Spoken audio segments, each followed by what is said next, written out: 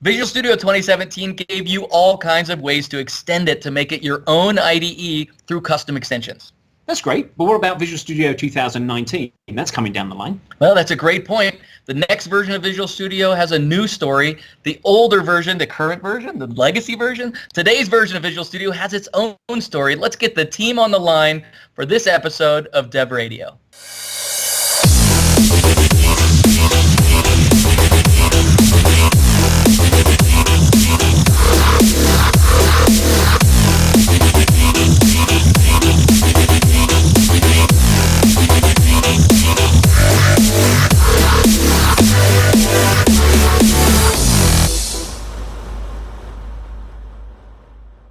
Hi, and welcome to this episode of DevRadio. I'm your host, Jerry, and I'm here with Darren May. Hiya, Darren. Hey, Jerry. Glad to be here.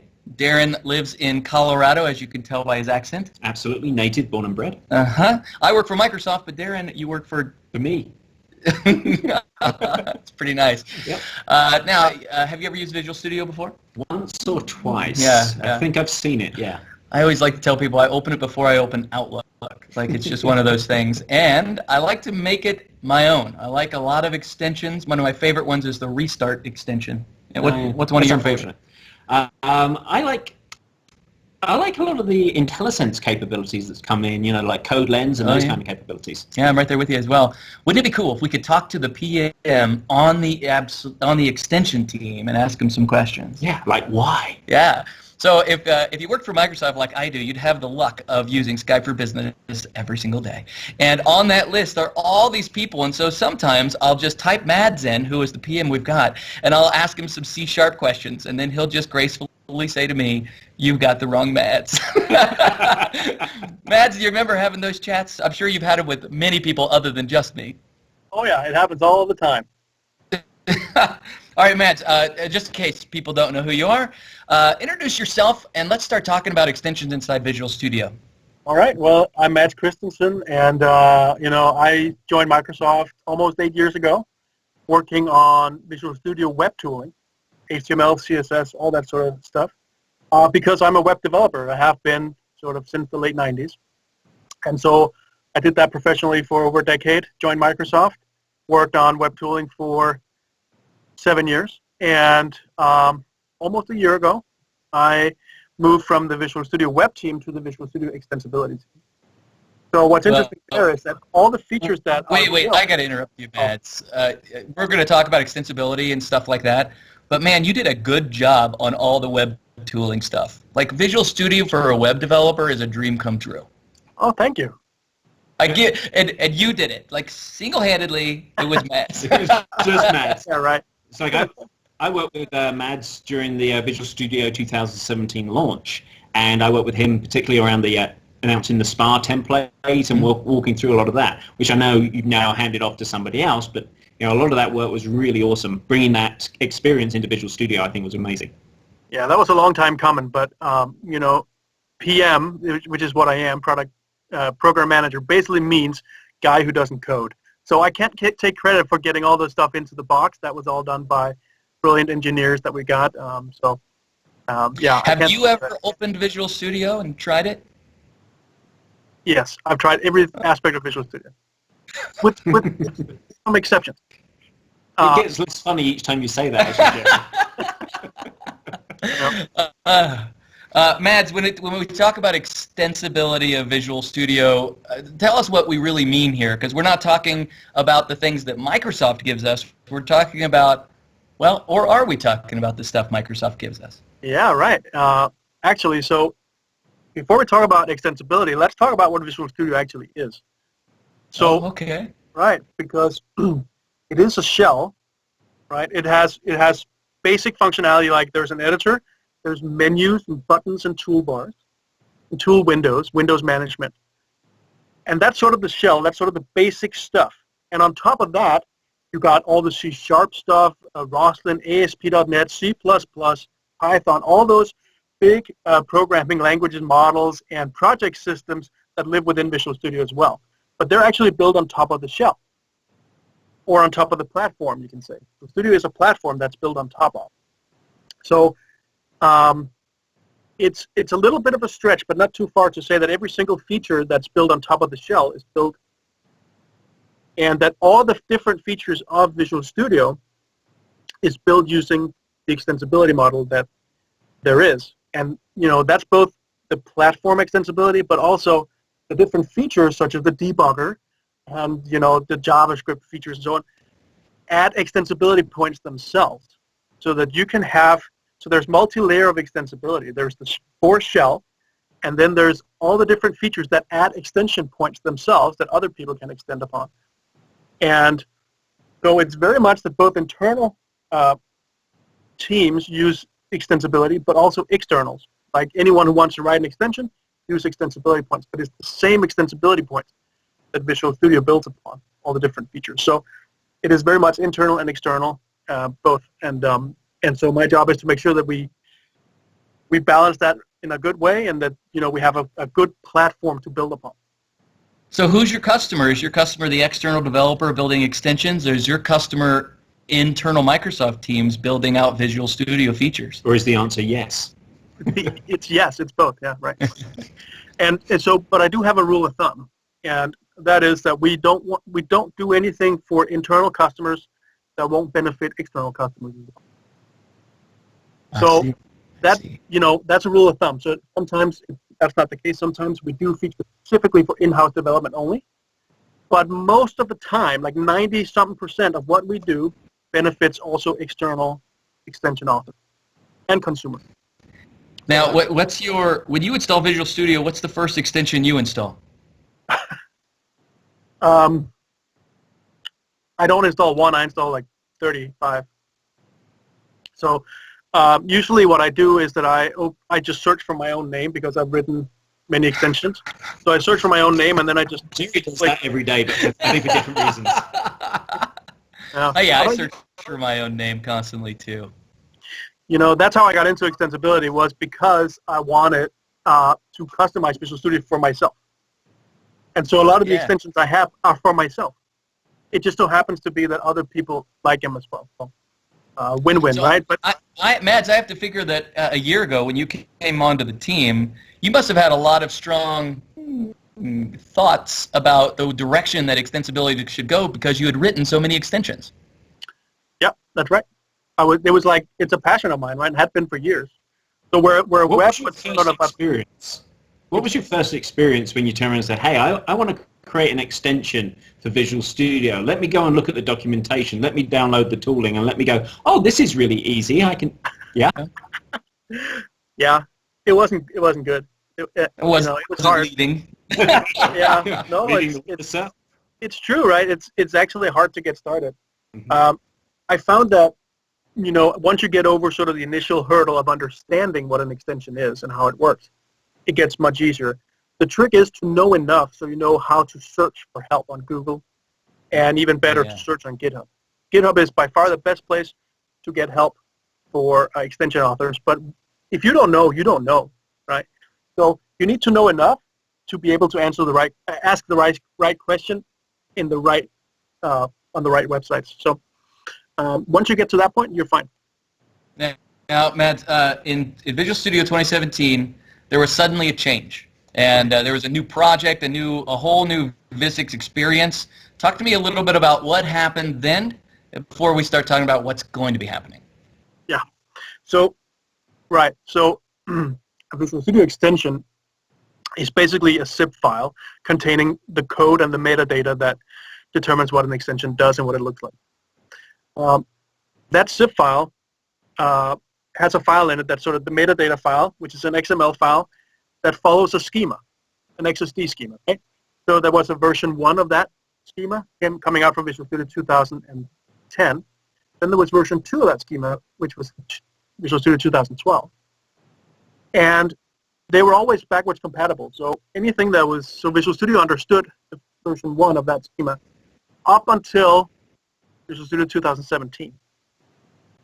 So the big change was that it no longer understood you could no longer have an extension that supports both Visual Studio 2017 and 2010 unless you did some very special things that very few people know how to do, and also it wasn't really desirable because you had to kind of take over the entire build process of your extension. And so in reality, it was only sort of the big extenders that make a living off of making extensions, and so that could do this. And for everyone else, we now had to split our extension so that we could split out what support for 2010, and keep that a separate download on the Visual Studio Marketplace, and then one that would support 2012 and beyond.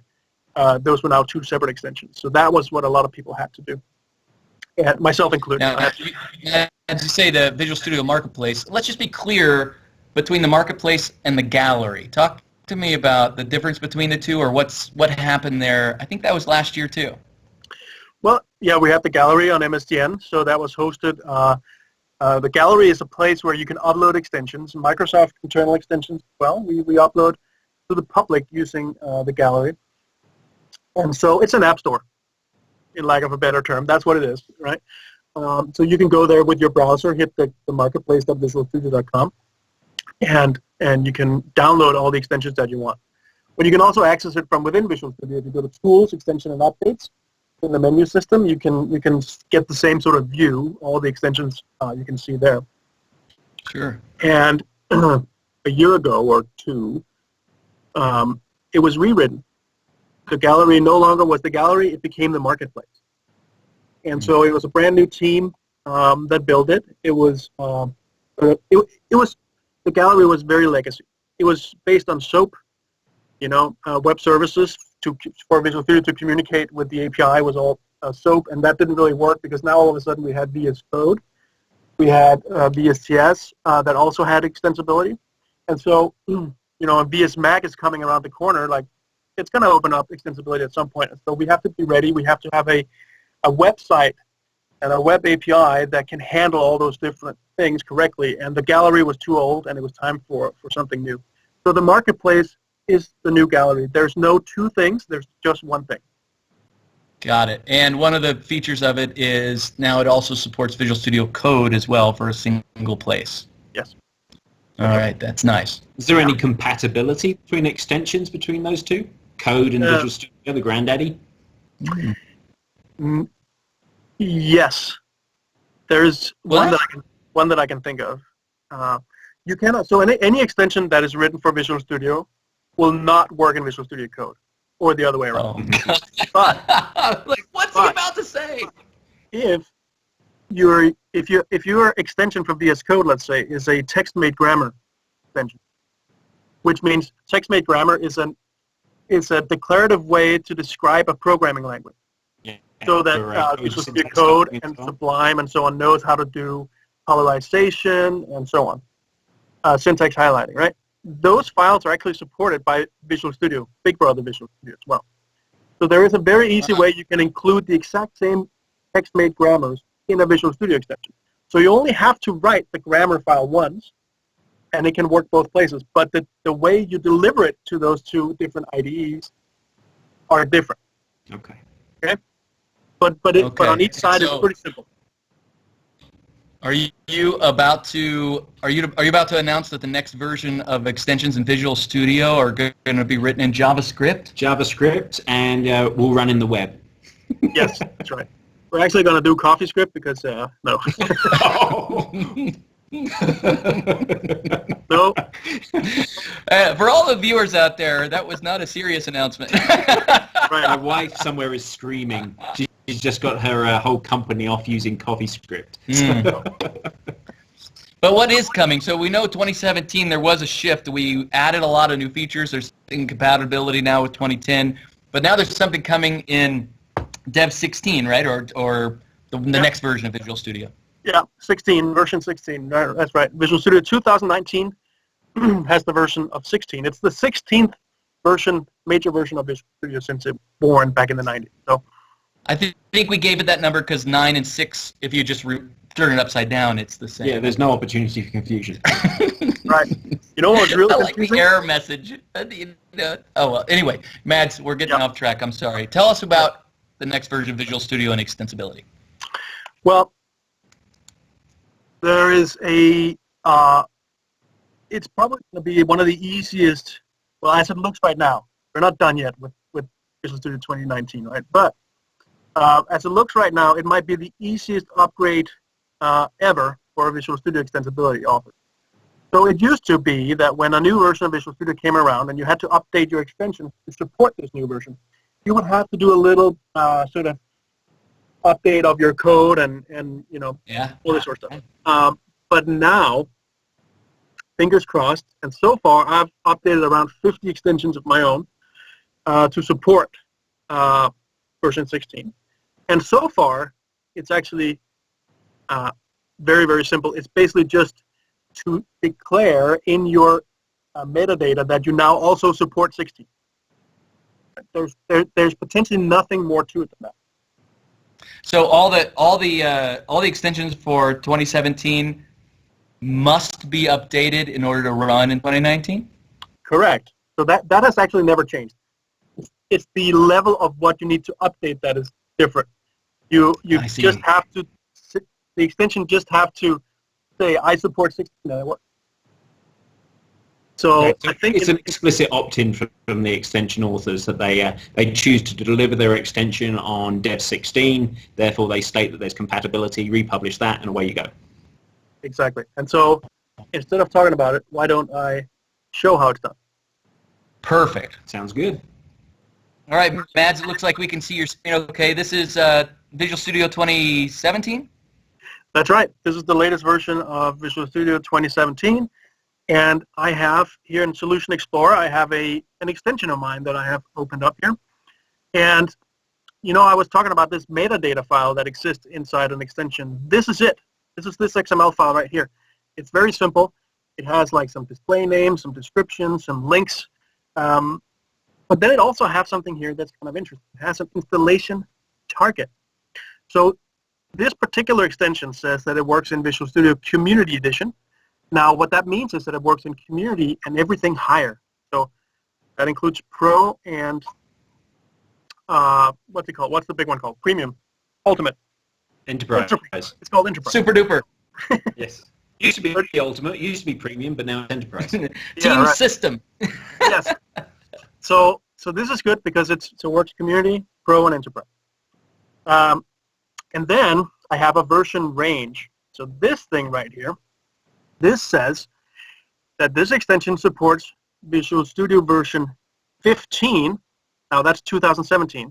Okay, version 15 up till version 16, but not including 16. So the interesting that starts with a square brace. Say what? So it's interesting that it starts with a square brace and ends with a regular brace. It has to do with if it's inclusive or exclusive. So if I ended with a square bracket here, it means support Visual Studio 15 up to 16 and including 16. All right? But if I wanted to include 16, I want to say exclude 16. That means version 15 dot everything up till 16. Okay? So any update to Visual Studio 15 ever will be supported by this extension. That's what this version range means. Okay? Interesting. Yeah. Oh, this file, I'm glad you didn't build a GUI or anything to make it easier to use. well, we did. Oh no! But that doesn't show so well, I think. Okay. We have targets. We can do it that way, but I thought the XML file is more. Well, I'm glad you walked that through because I think a lot of people change those brackets to match because they think there's some sort of error. Yeah, could be. But it's actually, so we were talking about documentation earlier. This is very well documented, like how this works. Nice. Yeah. So in order for me to support not just version 15, but also 16, I can't just do this. I cannot just make it a square bracket and say, hey, also update to version or support version 16.0, because at some point version 16.1 is going to come out, and 16.2, and then it won't be supported. So we actually have to say support everything up to, but not including, 17. Okay? So this means support all versions of version 15, all versions of 16, all the way up till 17, but not including 17. That makes total sense. I'm so glad you walked through. That is absolutely obvious now. It's better than having a star syntax or whatever. So speaking of star syntax, so I like to do that. You can do that. We really don't want you to do that. It's considered a bad practice when you do it on an installation target. But you can do it down here, because what we do down here is that we have a prerequisite. So this was what was new in 2017. In the third version of this metadata schema was that we now required a prerequisite element. And so core editor is just the name of a component that we say that we take a requirement on. This is basically because Visual Studio is now componentized, right? So when you install Visual Studio, you select you want the web workload and desktop and C++. And you can even go into the individual components and say, I also want like GitHub integration, for instance. So the core editor is a component that is always present. You cannot not have it. You can't deselect it. It's the core shell of Visual Studio. So basically what this to say is that, hey, we take a prerequisite that, Visual Studio exists. And so it's kind of a redundant thing, but it's required that we have it. There must be some sort of internal thing that makes this important. There is. This wasn't done just for the fun of it. It actually, there's a reason. Okay. Technical reason. So anyway, but we can see here that this follows the old version range, and now we have to update that. And we could just do the exact same thing like this, and that would work. However, we can't do the wildcard for this one, so the star syntax, and that looks like that. So if I do this, I basically say support everything from version 15.0 to infinity, but not including the infinity. Yeah. So this file star syntax is without a star. Got it. Yes, exactly. That's right. It's a magic star. Yeah. So this just says, hey, make sure that you at least have version 15 of the core editor, whereas when you are in Visual Studio 2019 or version 16, you will have version 16 instead of version 15, and that will still be satisfied by this version range. Okay. Never ending, right? It's open-ended. Up here, you could do the same, like that. But that's now, because you used a regular parenthesis to close that, does that mean infinity is not included, but only infinity minus 1? Yeah, exactly. Okay. I'm starting to understand the syntax now. So we could do that up here as well in the installation target. That's a really, really bad idea, because at some point a new version of Visual Studio is going to come out, and you don't know if your extension is going to work, and that might crash Visual Studio. So not only will you have very unhappy users of your extension, it might actually hurt your other extensions as well, because you're now not considered a sort of a someone that follows best practice. So this is something that we're like in the near future going to call out if you do this. That's being a bad practice, and you're going to get warnings on the marketplace. So please don't do this. It's a really, really bad idea. Always make sure to have a closed-ending version range, not an open-ended one. So this is all I have to do to make my extension work on Dev16, on VS16. And I think that's pretty easy. Just one file to update, and that's it. That's a lot easier than previous migrations, that's for sure. Yeah, right. Yeah, you don't get a new package and all the other stuff you had to do. Right. Great. Why don't you walk us through just the basics of this? It'd be kind of interesting to see. This seems like a pretty straightforward one. Just show us, just so developers who are wondering if they should dive into building an extension can kind of get a feel for it. Yeah, maybe I should build a new extension. Okay. All right. Okay. So let me show you how that's done. Meanwhile, I'm going to create a new project here, and I'm going to select V6 project. That V6 is Visual Studio Extensibility. And, I'm going to take advantage of a new feature we added in 15.8, which we released very recently. And it's called extension packs. So I'm going to do something that anyone can do. I'm going to create an extension pack of, let's call my favorite extensions. Okay. And what's this opening up? What's the difference between the V6 and the VS packages? Packages is not something that we have. We used to have a template for creating a V6 package specifically, as part of the project creation. Now it's an item template to add a package. A package is a starting point for a lot of features. So a lot of extensibility features that you're going to do requires the use of a package. And it's something that not all extensions have to use. So for instance, the one I'm going to do today, right now, does not require the use of a package because I'm not going to use any of the features that need it. Okay? So I'm going to just clean this up here real quick. So I have this extension right here. So the product name is my favorite extensions. Let's just write that here with spaces. I can give it a description, some tags, all this sort of stuff. And what I want to do is that I want to go in here and I want to say add new item and select extensibility and extension pack. And what should we call this? Extensions. So now a new file is being added. It's a JSON file that looks like this. And it has references to 2 extensions that exist on the marketplace. So now I can go to the marketplace and say I want something with browsers. I find like 2 extensions here. Let's see here. 2 extensions. One of them is browser sync. I'm going to copy the ID. So there's a little feature for that we added to the marketplace here very recently. So I can just write that ID up here. That was called browser sync. I'm going to go back and get the next extension, copy the ID. It's in here. And this one was browser reload on save. And now I'm going to build the extension. And then let's see what an extension actually is.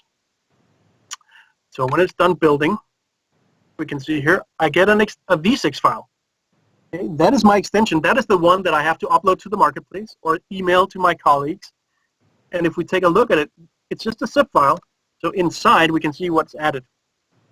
That's my manifest file, my metadata. And here's that JSON file. The rest is sort of just something that happens underneath the hood. We don't have to care about that. That's used by the Visual Studio extension installer at the time the extension has to be installed. So that is basically the anatomy of an extension. And if I double-click it, the V6 installer here runs. And it might take a little minute here because this is an extension path. So what we're doing is that we're telling Visual Studio, the installer, by having this JSON file, we're telling it to go out and look at these IDs on the marketplace and fetch those extensions and present the consumer the ability to install those if he or she wants to. So that's why it takes a little while here to initialize because it's like getting those remote extensions. Now, Mads, I could see this being for a development team that, we all use the same extensions and the same version, so I want to make sure all of us are set up correctly. What's the use case that you see people using this type of an extension for? No, that's one. That's definitely one of the big ones, the one you just mentioned. The team lead says, hey, get this extension. It has all the things that we think is valuable that we want our team members to have. That's one. Another one is, hey, I want to be able to restore my machine as quick as possible after, like, say, I have to pave my machine or uninstall Visual Studio and install it again for whatever reason. Then bring me back to my, give me all the extensions that I like. That's an easy way to restore your machine. And then we have sort of the third one, which is one that Visual Studio Code relies on a bit, which is to group related extensions to make it easy to consume for a specific development niche. So, for instance, let's say that you're working on web stuff. Right? AngularJS is your thing, and there might be like 3 or 4 extensions out there that helps you with Angular development. So you can now create an extension pack that bundles those 3 or 4 extensions together and release that on the marketplace and call it, Angular extension. That means that if people just have to get one extension, it's really easy to to cater for certain niches. And one of the real cool things is that you don't have to have written any of those specific extensions. And so you can do this mashup between your own extensions and your other people's extensions and create a better story from a one-click install perspective. And not just that, but any existing extension can also add one of these JSON files. It will then automatically become an extension pack. So I have several of my extensions that uses this to bring in sort of optional extensions that I think would make the original extension perform better, for instance. And so it doesn't have to be an extension pack per se. You can use it as a feature in an existing extension. So I think there's a wide variety of use cases for this. Okay. Yeah. That's very cool. So that's new in 15.8. That was just released, and yeah. So I see that there are checkboxes, so I can opt in or opt out of it. But I guess this means as soon as I start adding extensions in the future, it could actually, almost like a NuGet package, a metadata NuGet package, start pulling in a whole bunch of other things that hopefully are related to make my developer experience better. No doubt this has a big internal use, I would imagine, as well, right? Where you get everything related to a language or something like that. I think we haven't really seen yet what's happening. I'm using it for Web Essentials, so Web Essentials is now an extension pack. Productivity Power Tools is going to use it at some point as well. And, I think we're going to see a lot of extensions out there that basically just group existing extensions to make it super easy. One thing and to make it easy to keep them maintained, that's pretty nice to be able to break them out so you don't have to have browser sync and browser reload in the same package. Yeah, you can keep them nice and small, like Productivity Tools does today. Yeah. How's the extension update story work with this? Say one of these extensions gets a new update and so on, will that automatically trigger that there's a new version available and so on and so forth in the same way as it does today? Yeah, so for any of the sort of the child extension that come in, they update as any other extension. If there's an update, it just automatically, gets that update. For the extension pack itself, you're getting a notification that there's an update, but you have to manually update the extension pack itself. And the reason for that is that it could contain new extensions. And you now have to make a decision on whether or not you want those extensions. And we don't want, there's a security thing if we just automatically get you those new extensions, right? Well, same if an extension's removed from the package as well. Somebody might be using that extension. You don't want it suddenly to disappear. Well, the big question is, what if I uninstall my favorite extensions? Do I lose browser sync? If you do what, sorry? What if I uninstall what you've just created, this extension pack? Yeah. Do the child things also uninstall? No, it asks you whether or not you want to delete the child extensions or not. Oh, isn't that nice? Yeah, it looks like you guys have thought of this stuff. You guys think of everything. Of course. And if you want to get rid of just browser sync but not the extension pack and the rest of the extensions, if you then click uninstall on browser sync, it will say, hey, are you sure this was part of an extension pack? Do you want to keep the extension pack or remove that thing as well? Okay. Mads, as stuff like this makes it seem like an extension pack or several extension packs could each install several extensions. Pretty soon I could look at how many extensions I have installed, and it could be 20, 40, 50. Do I need to be concerned about performance of Visual Studio based on the quantity of extensions I have installed? No, not the quantity. The quantity is irrelevant. It's the type of extensions that you need to be aware of. So extensions can behave in different ways. Some extensions will automatically initialize on certain events. And that event could be Visual Studio starts up. It could be you open a ASP.NET Core web project. It could be you open a file with a certain file extension. So those are the ones that automatically initialize. Then there are some that will, like lazy load, basically. So for instance, that would be extensions that that has a button on it. You can right-click in Solution Explorer and click a button.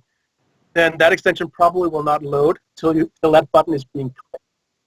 So an extension doesn't have to run in order to show you buttons and menu items. They will show up there regardless without loading your extension, because it's part of a metadata system that can be read without initializing. It's being cached as well. So no, so it completely depends on what type it is, and we've done a lot of work to make it easier for the auto-loaded extensions to do it in a good way that follows best practices, that will do it in the background, on idle, async, so it doesn't block the UI thread, causing hangs and delays. And we've seen tremendous sort of in those APIs among extension developers, both internal and externally. And so in Visual Studio 2019 Update 1, which we don't even know when that is going to be, but when it is, then it's actually no longer supported that you can that an extension can auto-load itself unless it does it in the background thread. On a background thread, it does it using best practices. So if it synchronously tries to load, which is a UI blocking operation, it simply won't. Visual Studio simply will not load it. And so that's great. So I'm not going to see that little yellow bar anymore that's across Visual Studio. Sometimes it blames, I don't know, maybe the browser sync for a slow loading Visual Studio or something like that. I won't see that anymore after 19.1. No, you can still see it. You should hopefully see less of it, but not because of 16.1, but because people are being more, they're really trying to be. The way I see it is like it's respect for the user, right? That we want to make sure that they get as good an experience as possible using our extension and using Visual Studio in general. So some of the best practices tell you how to do threading, how to do async, how to do background work, and if you do all those things right, then you are not going to show up in that yellow bar that that your extension is being slow and blocking. You can still do a lot of work. Just do it in the background thread, and then synchronize back into the UI thread when done, and all that sort of stuff. And it's getting a lot easier. And this seems like a whole topic and episode on itself, doesn't it? Maybe we'll have to have you back, Mads, so we can talk about it a little Best more. Best practices for extensions. Before I let you go, I have to ask you this one question that's just been chewing at me for the longest time. It wasn't that many versions ago when we would say to the developers, especially enterprise developers, they could build their line of business applications using Visual Studio as the shell and go from there. And I've even seen a few line of business applications that do it. Do we still recommend that? No. Okay. All right. Good. And it's not available. It is not available for Visual Studio 2017. So, and it won't be in the future. So it's something that we have discontinued. We ended up spending a lot of time on something that wasn't sort of core Visual Studio value add, that's right. And so it was a business decision. And I personally fully support that. I think that was a really good decision to get out of the shell business. We are in the IDE and Visual Studio business, not in the shell business, and we can now focus on giving people what they actually ask for in Visual Studio instead. So no, if you need a shell, there are other options out there. We no longer ship the Visual Studio. We had two versions. We had an integrated shell and an isolated shell, and we've discontinued support for both of them. All right, perfect. All right, Mads, thanks. Extension development's sort of a black art, and maybe you're shedding some light on it. And it sounds like there's a lot of cool stuff coming as well. I've built my own extensions, and so I look forward to seeing what these changes mean to those as well. Obviously, I get the opportunity to update those for the next version of Visual Studio as well. This has been a great episode, man. Thanks for being on the show. Thanks, hey, thanks for having me. And keep your eyes out for extensibility updates. We're going to have some great stuff coming in the future, and it's going to get a lot easier. So stay tuned.